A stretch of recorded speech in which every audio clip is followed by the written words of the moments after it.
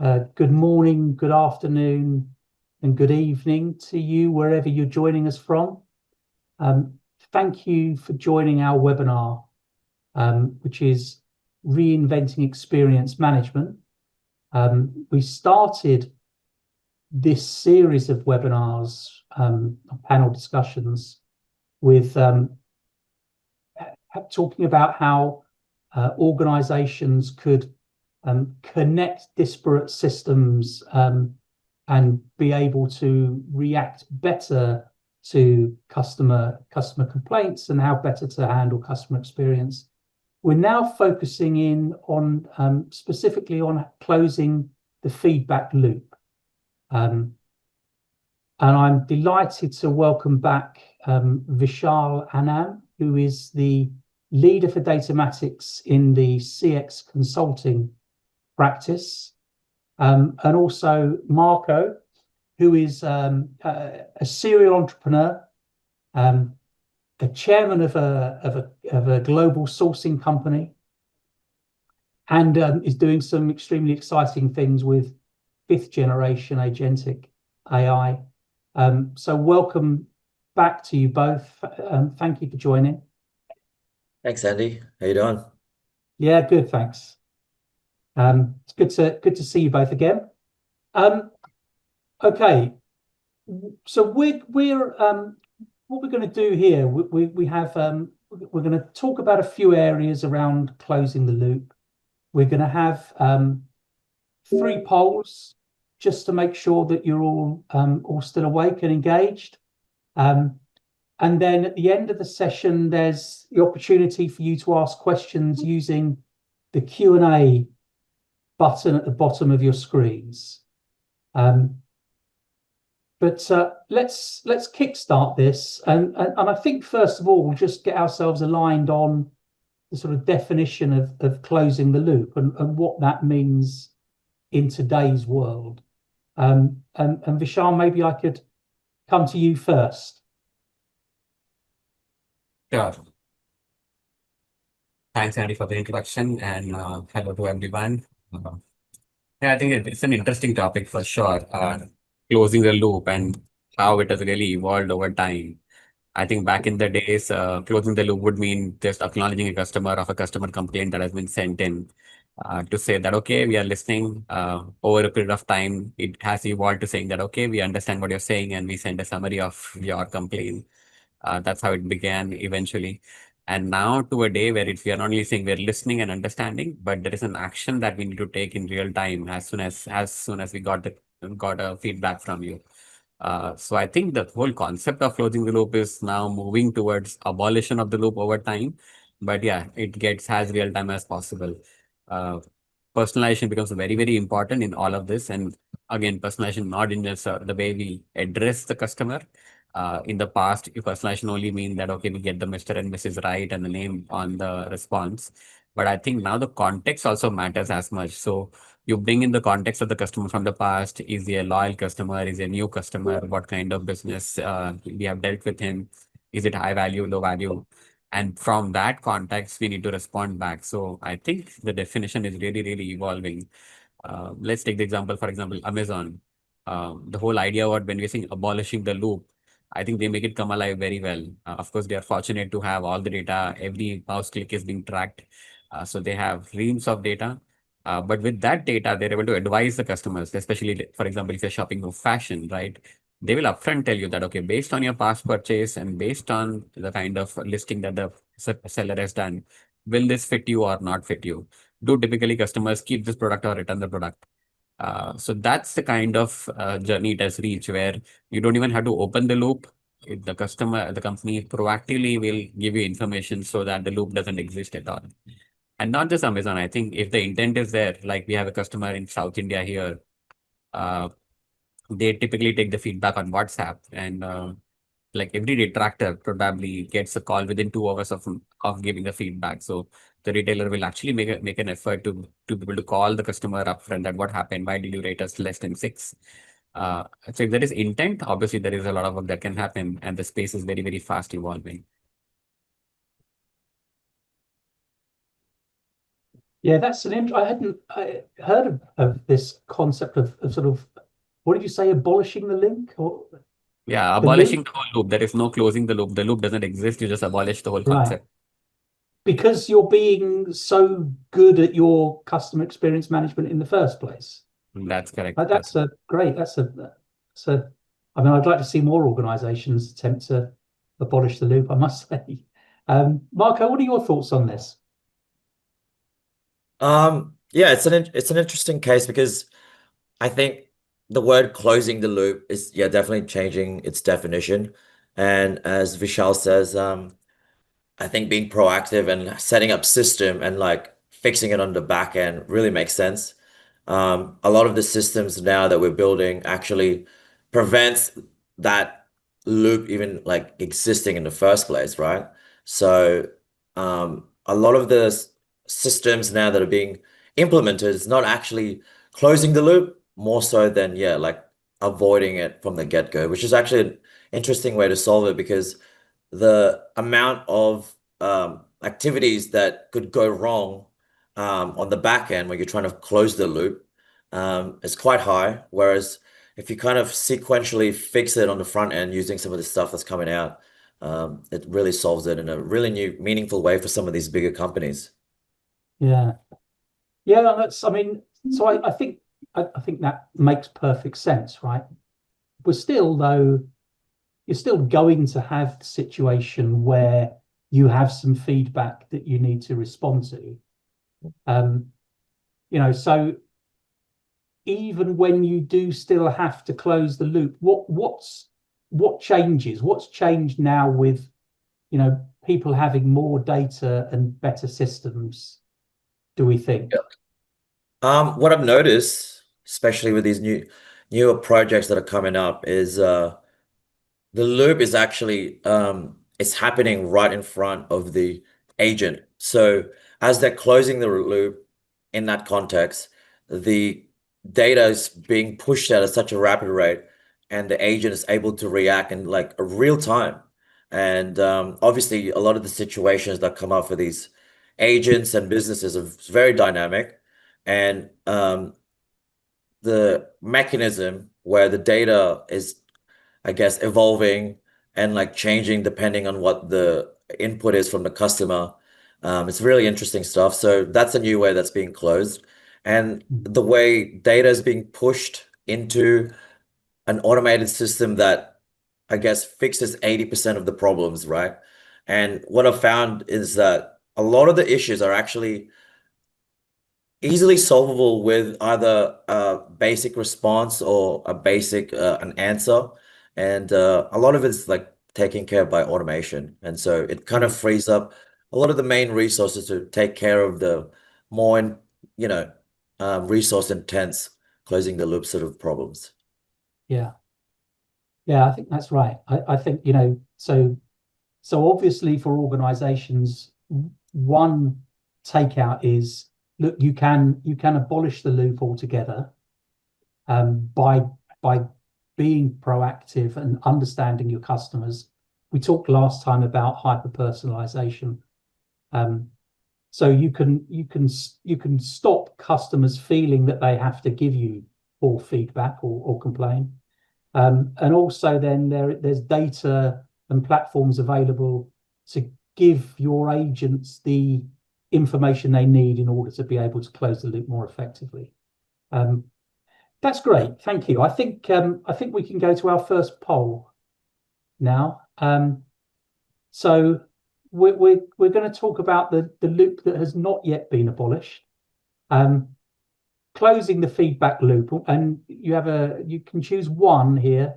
What's your biggest challenge in closing the feedback loop today? And this is from within your organization. So obviously we're all customers as well as people that work in organizations. But in this one, please answer it from the point of view of your organization, not the last miserable call you had trying to speak to a person about your problem. And what do we think, guys? What do we think is going to be the biggest challenge? Anyone care to place the first bet? Ooh. Yeah. I think the visibility is the biggest challenge most people have, that they don't even get to know such feedback has come in. And once they even get to know the integration across platform, I think that's the biggest challenge. That even if you want to action something, you still have to wait, to access, talk to a few people, get the right approvals, and then action it, which is already very late in the game. Customer is already lost by that time. Yeah. Yeah. Marco, would you go along with that? Yeah, I think so. I think that makes a lot of sense. That definitely reflects what we've been seeing. Oh, slow. Well, so the answers come up before I had to give I was going to say slow or no response to feedback, obviously. But yeah, I mean, I also think it's the sort of lack of visibility and data integration. You know, you used Amazon as a great example of people that do it well and do it right, Vishal, but most organizations don't have access to all of that data, or if they do, they don't know where to find it and how to put it together. So that's great. Thank you for that, Paul. We'll be coming back to you shortly with another one. But so now I want to move on and talk now about how does agentic AI make it different? Right? How does agentic AI help with closing the loop or abolishing the loop? But I guess maybe I'll come to you first, Marco, and might be good just to make sure that we all understand perhaps what the difference is between agentic AI and traditional AI. Is that maybe start there and then tell us how you think it makes the whole process different today. Yeah, sure.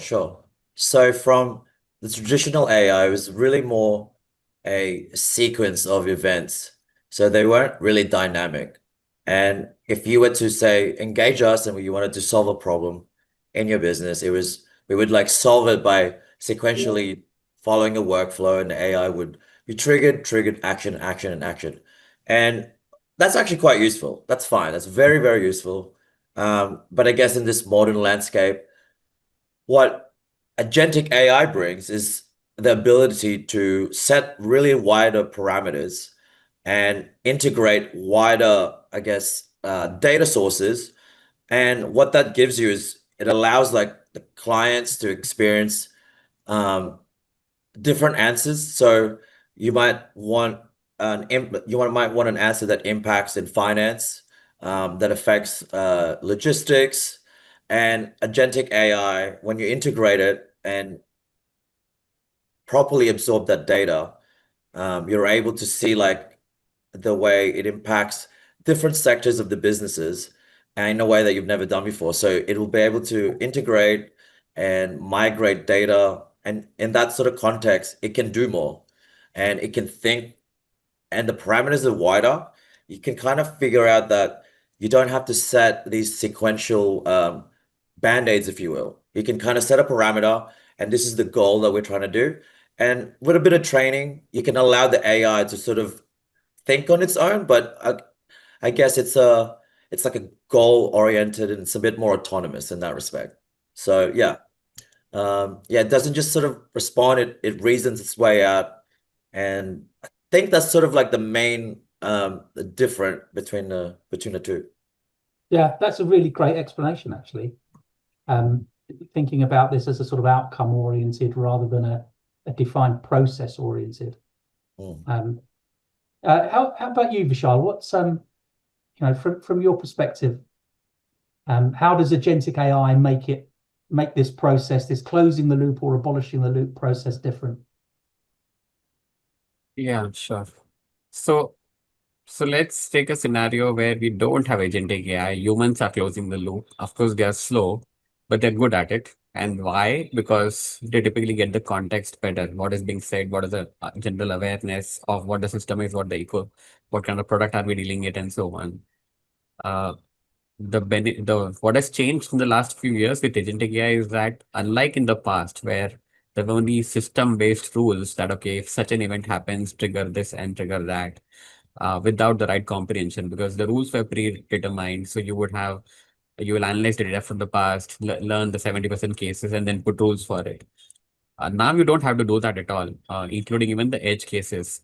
So typically there are scenarios which would happen once in a million times. even those scenarios, the system is able to understand very, very well. So the agentic gets the context of what's happening. And the most important part is that it gets scenarios which are it is not supposed to deal with, which are edge cases kinds and which should be escalated. So I think that's the kind of revolution here, that system itself being able to determine what is within its purview, what can be done about it, how a feedback originates, what could be the context behind it, what could the possible failures could be, and from a resolution perspective, what kind of possibilities are available within itself. Like a couple of examples that we were discussing internally with the peer group that we were having, that there is this e-commerce platform in the US which has implemented a system where, based on the feedback, so typically if there is something going wrong, obviously that gets escalated to live agents, but something of lower consequently, for example, orders being delayed by a day. Now, the order did get delivered for sure, just that there was a delay. Instead of routing those also to the agent and having a conversation around it, those are straightforward handled by issuing some coupons, some free deliveries in the future, and some kind of benefits in the kind. So which means the AI is able to categorize it well, and then the agents are able to take care of a decision which happens in very, very real time context. So the world is changing that way, and you are able to do a lot more uh, edge case scenarios only, rather than deal with every scenario that you would come up with. Mm. Yeah, I mean, I'm of a generation that finds it a little bit scary. That, and I suppose this is because I'm brought up on, the Terminator and things, right? But so this sort of, I mean, it's a reality now, isn't it? That we actually do have artificial intelligence which is able to reason and find the best route to an outcome. So what does that mean for people, right? Now, and that's a sort of, not, I don't mean that in an existential way. I mean it more in sort of, there must still be a role. Is there still a role for people in in customer management? But perhaps we'll do a poll, and then we'll come back to that question. Are there areas where we perhaps shouldn't be using AI? But let's do the poll first. Please, if we may. So this poll, where do you think agentic AI can impact the most? Okay. You can answer this either as an organization or as an individual. Okay. Just so, where do you believe agentic AI within the world of customer experience management and customer management generally, where will agentic AI impact the most? I think, Marco, you're going to have to place the first bet this time. Andy, I'm not really sure, but I think real-time feedback analysis is really is where I've seen the demand is coming from, especially for organizations like Datamatics and companies that have 100 plus. You really want to be able to pivot and move in real time. And so having access to real-time data and feedback allows you to make really fast pivots that are, quite powerful and make a huge impact. So I think that's maybe, I'm betting my money on real-time feedback. Yeah. Vishal, a different bet or? Yeah, I think the way the options are laddered here looks like they are in terms of a hierarchy of the kind of challenge people face.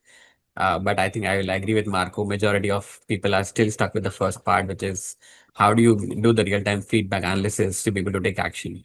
Once you do that well, then the rest really follows, and it's increment in the hierarchy of response. Yeah.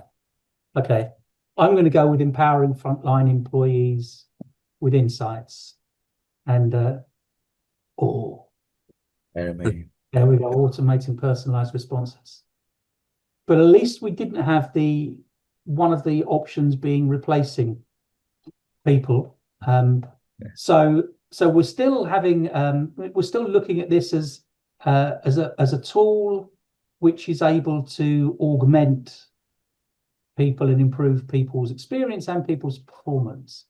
Okay, so we touched on this, and we touched on my fear of the Terminator before that poll. But let's in a serious question. Let's go to this: when not to use AI. Vishal, let me come to you first on this. What do you think? Where should we not at this point allow AI to take over? Yeah, sure. So we all agree that AI just can't replace humans, especially if there are emotions involved, high-stake situations. We should definitely avoid using AI. If there is any scenario where ethics, fairness, or customer trust, etc., are going to be evaluated, I think it is best to get human involved. Uh, I would suggest that so any scenario which probably would lead to an adverse effect. Let's take a scenario of insurance. You're rejecting a claim, right? So anything would definitely want to use AI and agentic approach for review of claims, making sure documentations are right and everything looks fine. Or if something is missing, send a trigger to the customer. This set of documents are pending, and these are above limits or lower than limits. But if you have a scenario where you're likely to reject the claim, now that's a scenario which will lead to a lot of emotional charge, and there could be a negativity around it if the decision is not right. So any scenario which could possibly lead to an adverse event, I think those are the scenarios that should really come in. For example, another context would be with social media platforms, right? That review of content approvals can be AI driven, but rejecting of content, that's again should be a scenario where AI comes into play. So any place where you're taking a negative decision, I think if you were to generalize it, to keep that in mind that AIs are good to get something approved right, and that bias is much lesser. But if you're likely to reject certain things, whether it is content, claims, process, somewhere where a customer might be derived of a benefit that is likely to get, that could be very risky, could lead to litigations and so on. So have such scenarios definitely being reviewed by a human always. Yeah. Okay, that's an interesting point, right? So, if it's going to be something which provokes a negative response from a customer, and therefore that will have to be met with empathy, then you need to have a human in the loop at that point. Thanks, Vishal. Marco, what about from your perspective? So it's really interesting because obviously AI is quite it's very powerful, and a big part of these corporation and management, they really need to be responsible and knowing when not to use it, right? And just because something can be automated, obviously the principle is just doesn't mean it should be. And for us, as a rule of thumb, if the cost of being wrong is like really, really high, or the situation demands like an emotional nuance, as Michelle said, AI should kind of take a backseat to humans, or at least stay in a assistive way. And if you're like in situations like if you're handling customer complaints related to trauma or personal harm, these are very complex subjects that I just don't think we're kind of ready to tackle. Um, Managing financial disputes and refund policies that are quite flexible, that I think those will get pretty tricky, and legal compliance cases and stuff like that where interpretation matters. These sort of situations, if the right action doesn't kind of just annoys the customer, it can escalate to, a reputational damage or regulatory issues. So that's just outright harm for the company. And so it's in terms of guardrails, they become quite critical. So it goes back to what we were talking about, is having that human in the loop, um, adds that confidence threshold. And yeah, I think it's you could kind of go on, but it's a very interesting topic. So you got to really focus on where to apply this technology and when to not apply it, because the ROI can be pretty bad. Well, that's so two really great points there. So it's about thinking about the possibility of reputational damage, and thinking about a negative impact on the customer being two big areas. I thinking back to something you said earlier, Marco, about the difference between traditional AI and agentic AI, and I think that's also it's replicated in how agents can actually respond, right? Because because we all, I've been extremely frustrated dealing with agents who only have a series of steps and are not unable to work in an outcome oriented way, right? So AI, one thing AI can empower the agents to actually be able to come up with a solution for customers. And agentic AI can also come up with that solution itself. So it's working in both ways, isn't it? I don't mind if I'm dealing with a person or a machine, as long as my problem can get solved. Exactly. I only Yeah. want to deal with a person if I feel that I need something, some human interaction. So yeah, that's great. Thank you both. I think that's some really interesting guardrails then. Okay, so now we've talked about how agentic AI makes things different. We've talked about when we shouldn't be using it. So now how do we go about implementing it? How do we implement agentic AI in our customer management systems in order to either abolish or close the feedback loop? Vishal, over to you. Yeah. So typically, whenever people start brainstorming this part of the discussion, that okay, how do we start implementation? The first thing that comes up is, I think, the data readiness, or how clean your systems are, how easy are they able to connect. But I think before we get on to that, I would always recommend that what you have to work towards is people's readiness, the cultural change that matters. Bring in that change from the top down, that feedback matters. We are going to be trusting the AI, and we're going to be not being afraid to take a certain set of decisions. Get that cultural change to begin with. I think that's the first thing to really get started. Even if before you get to an agency, talk to a customer, talk to a implementation partner, before you even decide a platform. Decide clearly CX is a priority, and you're going to action it, and you're going to follow the systems or trust AI to get that done. Once that becomes part of the DNA, I think rest is very, very straightforward and simple. Those are like the kind of ticks that you would have, which is going to be working on the data readiness, try and see if the systems are ready for it. And today, I don't think so everybody has to be on the same platform. There are platforms which can connect each other very, very seamlessly. So that's very, very straightforward. The cleaner the data, the better are going to be decisions. Without the data, AI could end up only becoming a guesswork. So make sure it is done in the right manner. Um, the tech stacks, of course, have the same language, same levels of encryption. They're able to connect with the CRM and CX tools, so get that done. So I think audit the whole feedback flow, look at the responsiveness, identify repeatable loops where AI can probably be automated, and start always very, very small, measure the impact, and then scale it up to more and more such journeys. I think that's what I would summarize in terms of how do you get started. Excellent. Thank you, Vishal. Marco, how about you? Yeah, this is really interesting. So I've been involved with a lot of rollouts, and so what I've always noticed is like you just don't really want to aim to just smash it all in one go. You don't want to roll it out in one go because you have to be very methodical about this because if you don't start small, you pick one simple high impact use case like following like an NPS scores or let the AI draft responses and keep it in the loop or edit it. This sort of helps you build confidence and implementation on that one product. And so your team is ready. Whereas if you implement in like a massive scale at once, first of all, it's very difficult to control the results. It's very difficult to, as Vishal said, get everyone on board an idea.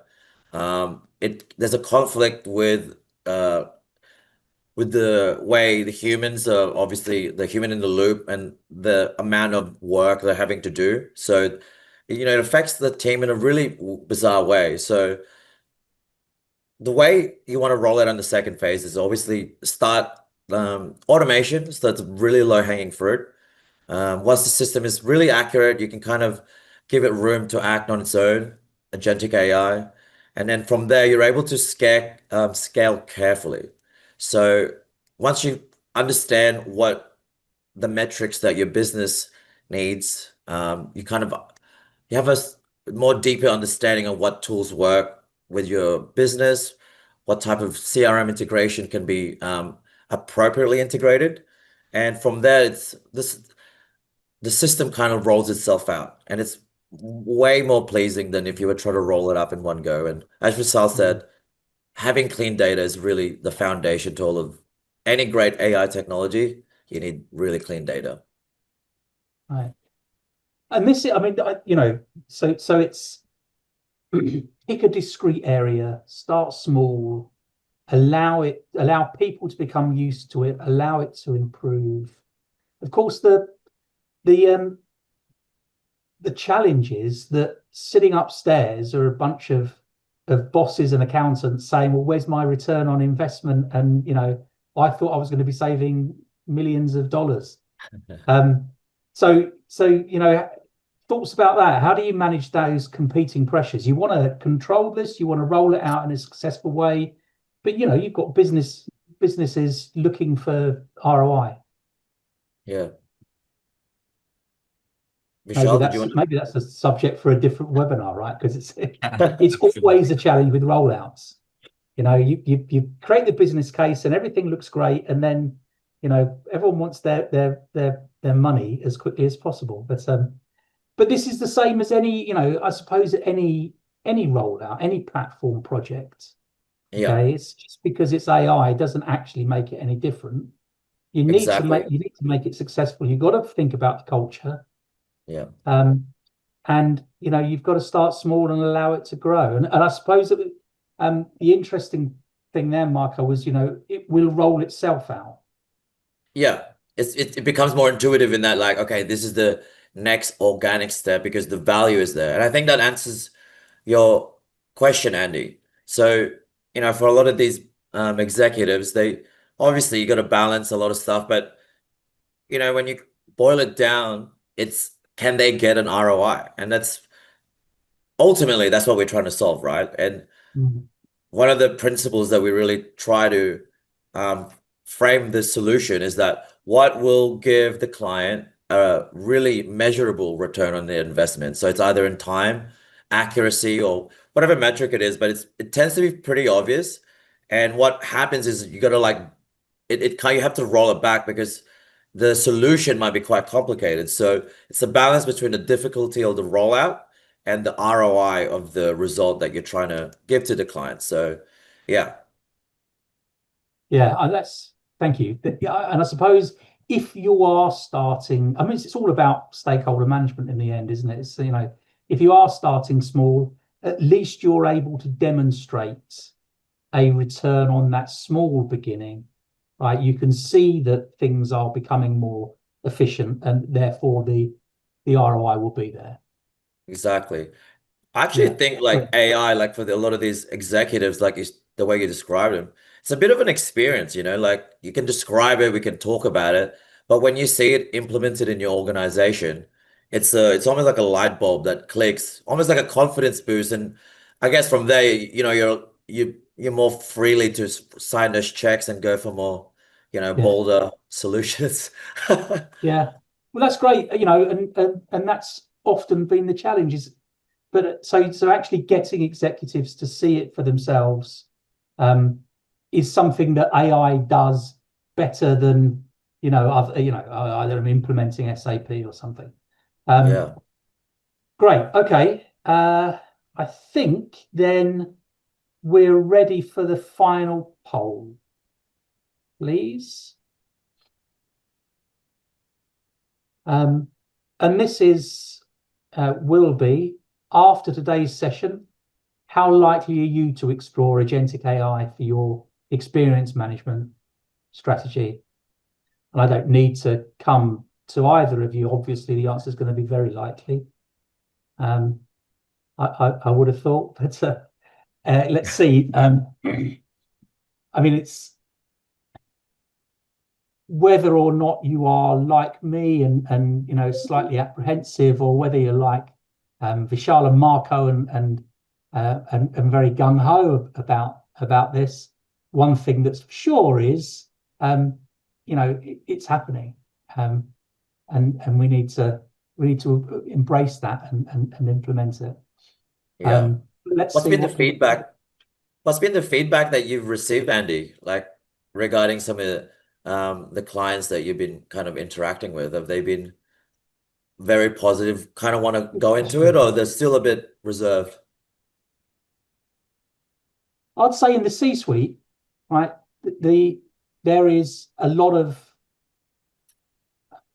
slightly undirected excitement in some cases, right? There's, this is going to impact my organization and I want to know what to do about it.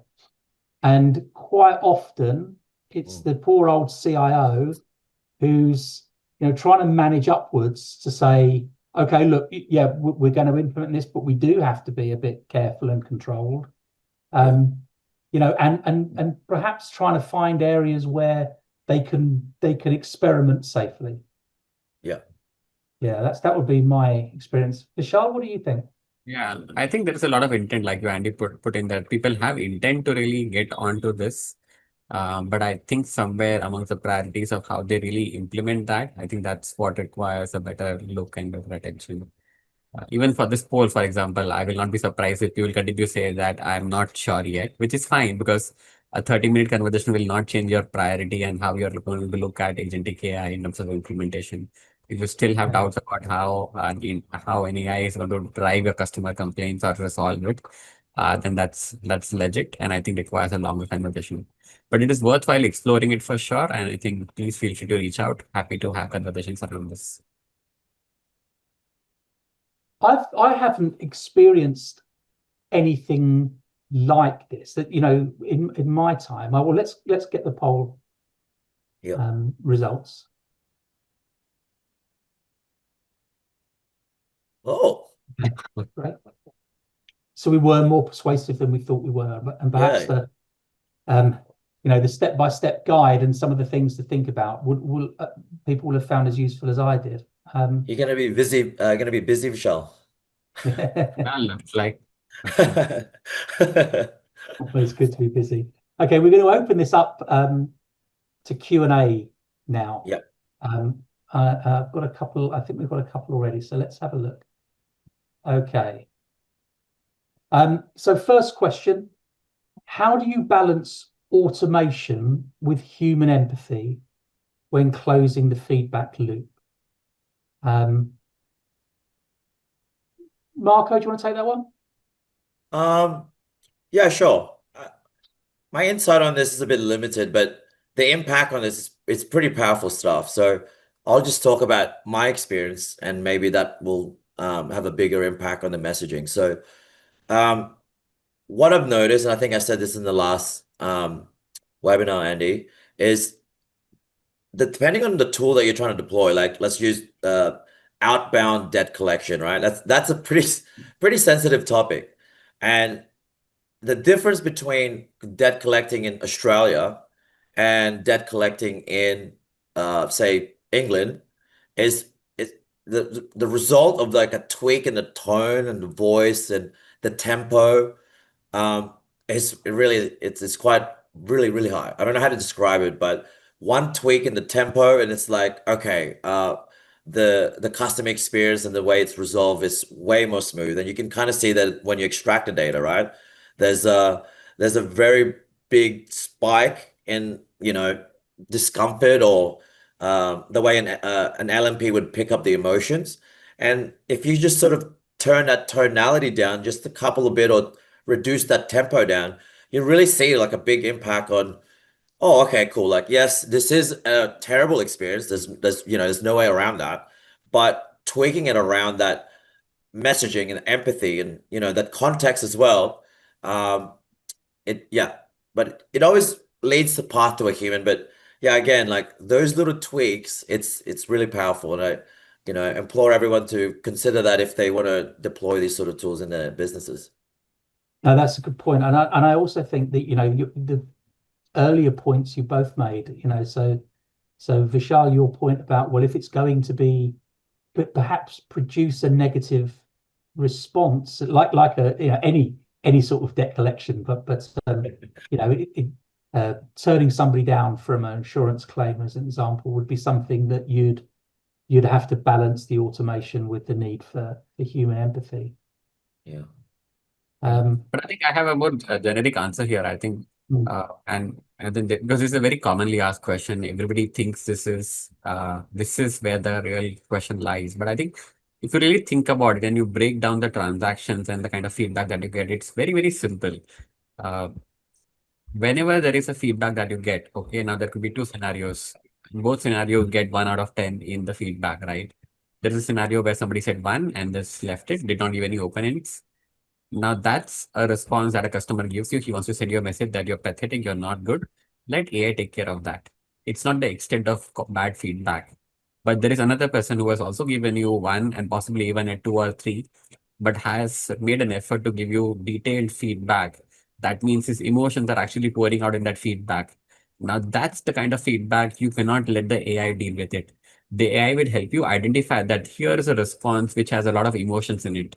And once the AI recognizes that, let an human handle it. So use AI still to identify which are the response which are full of human empathy in terms of feedback, and then get the human to respond to it. And that's as simple as that, because in a generic sense, you don't know where to really get AI and where to get the humans. But if you really break it down, finally everything is a transaction, and every transaction can be identified that did this transaction have an element of emotion into it? If yes, then get a human to respond. If it is very functional, poor rating, let AI take care of it. So like I said, that empathy is not lost in automation. It gets directed to where it matters most. That's Yeah, I interesting. really like that actually. Yeah. Yeah, that makes a lot of sense, doesn't it? So Yeah. we're not just then thinking about the negative impact, but we're directing customers based on the level of emotional engagement. Yeah, absolutely. Yeah. Okay, that's a really good answer. We've got a question now I'm going to come to later because I think it's there's a question here. Is the use of agentic AI more frequent and relevant in B2C or B2B? What do we think? Question. Yeah, Can you I mean, say that again one more time? in terms of customer experience, right? I mean, it's, I think it's B2C. I would have thought B2B customer experience would sort of generally be a bigger ticket item. I don't know, guys. What do you think? I think it's getting traction in both. Just that the complexity with B2B is a little higher because of the complexity of the relationship. But it's matter of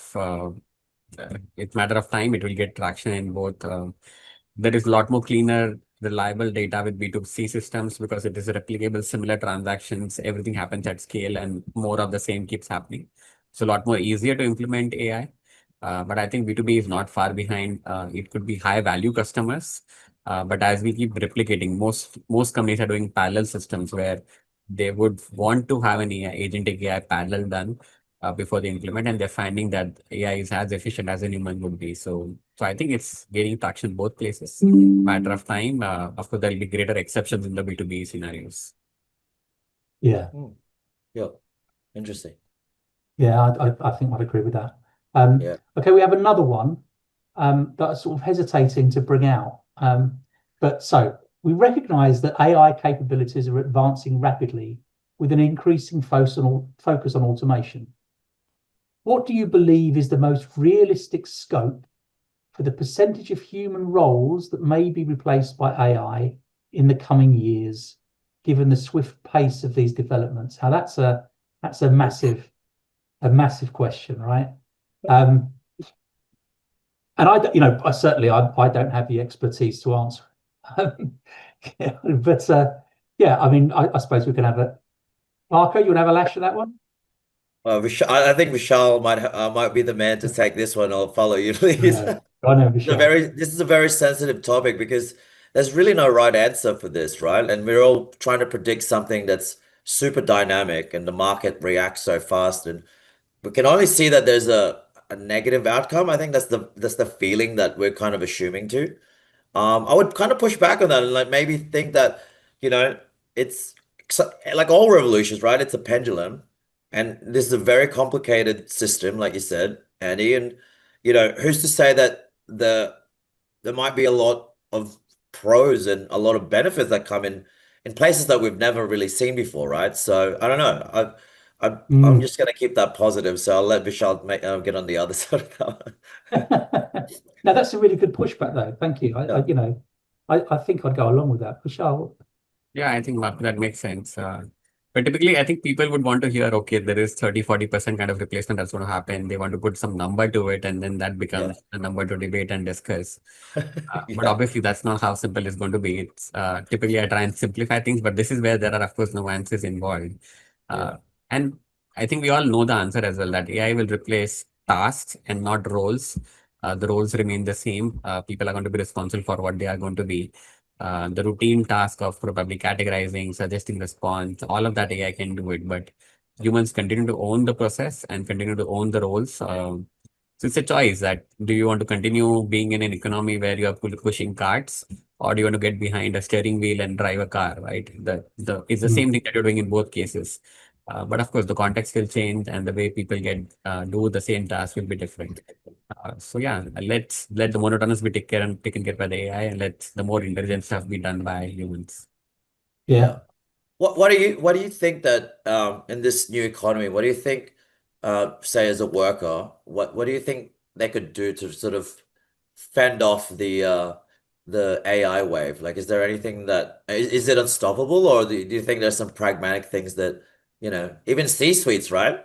Even legal. So yeah, it's coming for a lot of sectors. Do you know? Yeah, I mean, in the same way, right, guys. My response would be similar to yours. Right. I mean, I started work before computers were, um, widespread, right, and before mobile phones, um, and so there was lots of concern about would Yeah, what happens to my job when computers are widespread, right, and everybody has a PC on their desk, and then there was this belief that yeah, it was going to make technology was going to make everyone's life easier, um, and that hasn't happened, right? It's changed the nature of the job,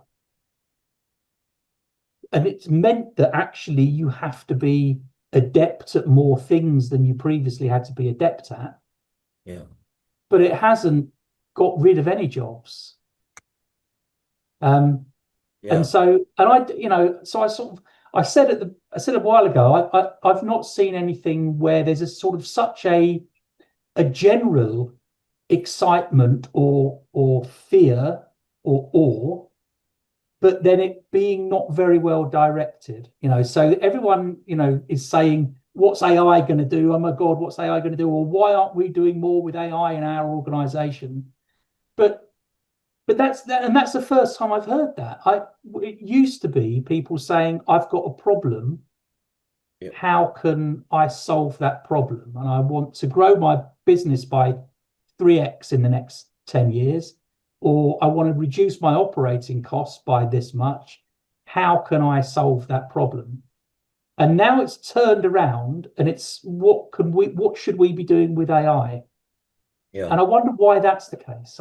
Hey, any and thoughts on that's that? because I feel Green, that first of all. that's one of the reasons is that because in the past every technology revolution that came in impacted lives of people, and of course they also upgraded, but were likely to impact lives of people who did not have much of a vocal say onto things. So they would be concerned, but probably all of the concerns were limited to themselves. This is the first way of technology which is going to impact people who are influencers in a very, very big way. And their fear is what is spreading across that, okay, what will happen? So each of the past, like you brought up, each of the technology revolution has only not taken the jobs away, it has actually grown the jobs. But the critical thing is that you still have to earn your license to drive instead of pushing the cart. You still have to learn your the computers. And the same manner, AI is a lot more easy to learn, but at the same time, very, very dynamic. It changes very, very rapidly. So what you learned 3 months back is not going to be relevant today. You need to keep yourself updated throughout. And that's another area where people are really afraid that, okay, I do a certification, that's not enough. I have to keep updating every month and every quarter. So people still don't know how to get ahead of this. It's a way yeah, you have to ride and realize how you can be on top or ahead of the curve. Mm, yeah, yeah. interesting. We've got some more questions come in while we were talking that. For teams just starting out, what's the first small win they should aim for with Agentic AI?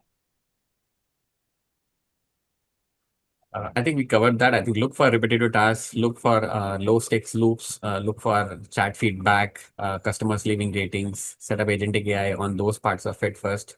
A quick, Yeah. simple acknowledgement. Thanks for your feedback. I will call back. Very, very simple, small things. Try and see how those gets implemented, what kind of success you're able to get that they're right.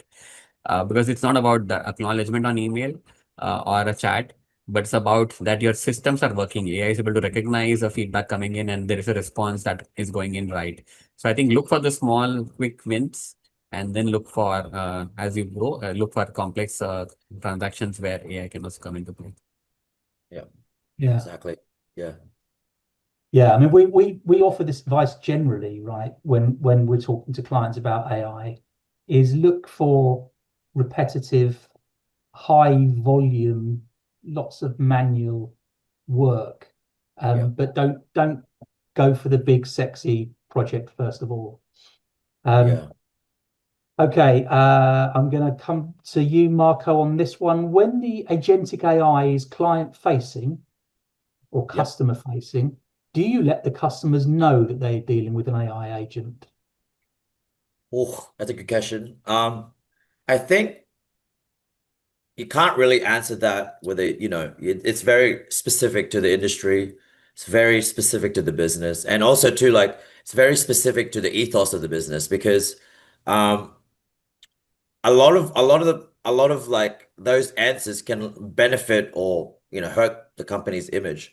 For example, if you say yes, it kind of like enhances the image of the business. It's synonymous with technology moving forward.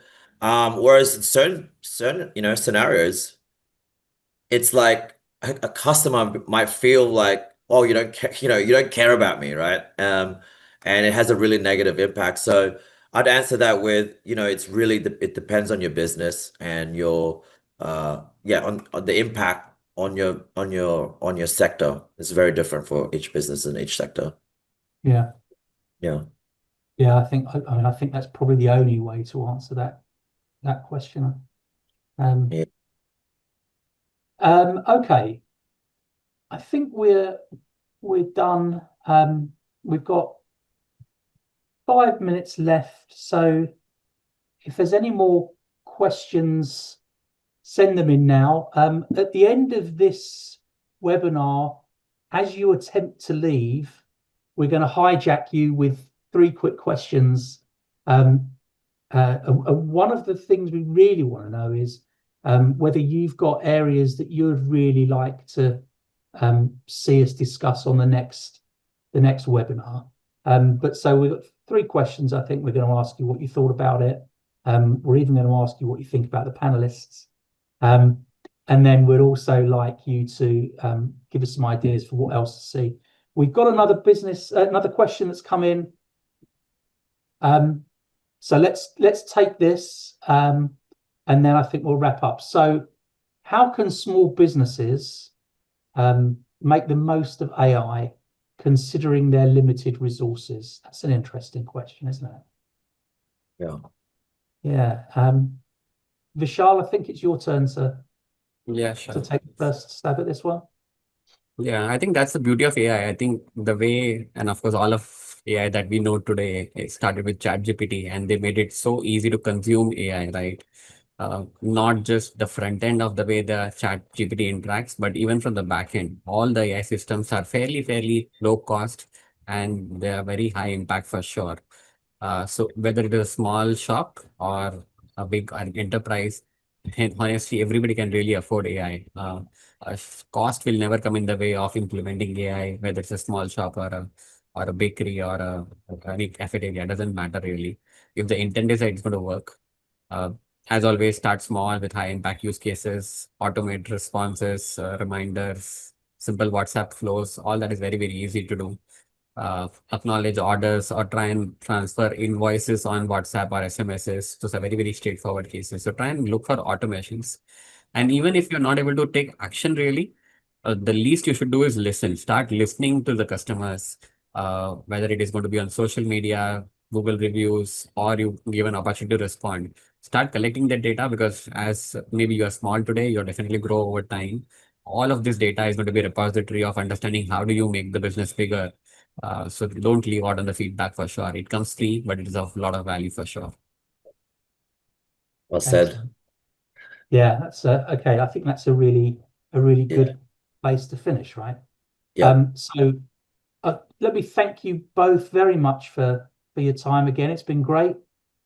Really enjoyed the conversation. I hope the people that have dialed in, thank you very much for your time and for joining us. I hope you've enjoyed it too. And looking forward to getting your feedback. And we won't send your feedback to an agentic AI. A human will be looking at it. And and we'll come back to we'll then come back and tell you what the next topic will be. We hope for some interesting ideas from you. Yeah. Thanks, Marco. Thanks, Vishal. Thank you, everybody. Thank you, Andy. Thank you, Vishal. Good night, Thank everyone. you. Bye.